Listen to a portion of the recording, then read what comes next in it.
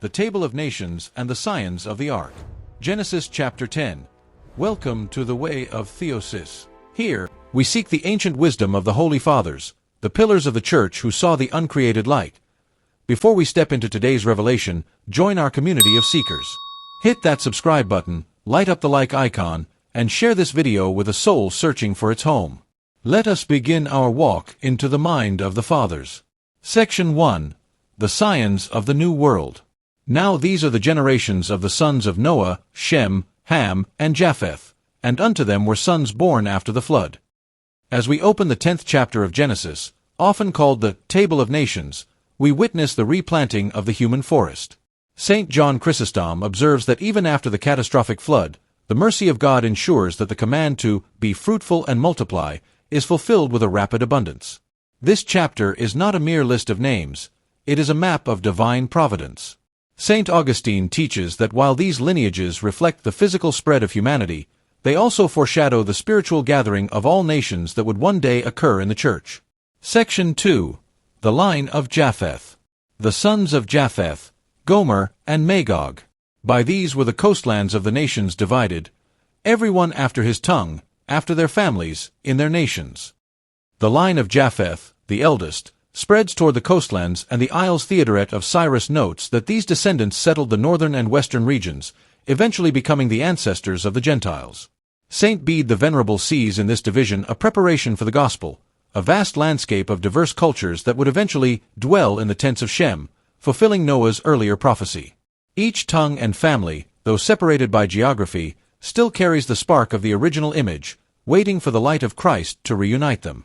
Section 3. The line of Ham and the rise of tyranny. And the sons of Ham, Cush, and Mizraim, and Put, and Canaan. And Cush begot Nimrod. He began to be a mighty one in the earth. He was a mighty hunter before the Lord. The narrative pauses significantly at Nimrod. St. John Chrysostom offers a sobering insight. Nimrod was not merely a hunter of beasts, but a hunter of men, the first to establish an earthly kingdom based on power and tyranny rather than patriarchal love.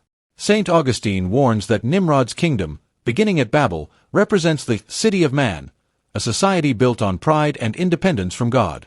Out of that land went forth Assyria, and built Nineveh. And Mizraim begot Ludim. And Canaan begot Sidon his firstborn. Afterward were the families of the Canaanites spread abroad. Theodoret of Cyrus explains that while Ham's descendants were fruitful, the shadow of the curse on Canaan remained.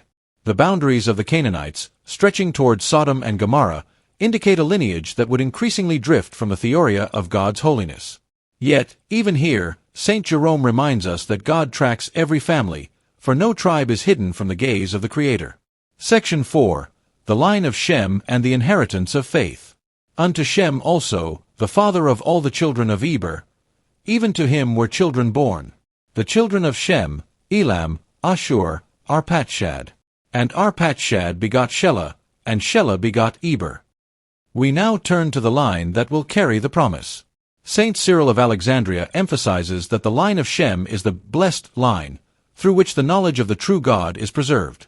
St. John Chrysostom notes that Shem is specifically called the father of the children of Eber, from whom the name Hebrew is derived. This lineage is the thread of light in a world increasingly focused on the building of earthly towers.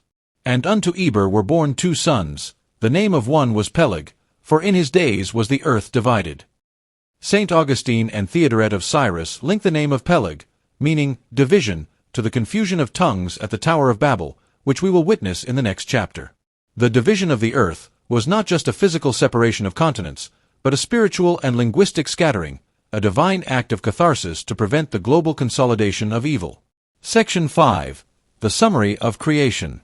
These are the families of the sons of Noah, after their generations, in their nations, and by these were the nations divided in the earth after the flood. We conclude the Table of Nations. St. John Chrysostom summarizes this chapter as a testament to God's faithfulness. From 8 souls in an ark, an entire world of 70 nations has blossomed.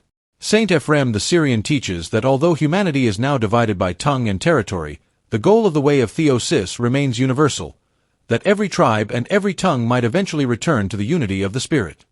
Thank you for walking through this ancient map of the human soul with us on the way of Theosis. We have seen how the world was replanted and how the first earthly kingdoms rose. In our next journey, we will face the pride of the tower and the miracle of the scattered tongues.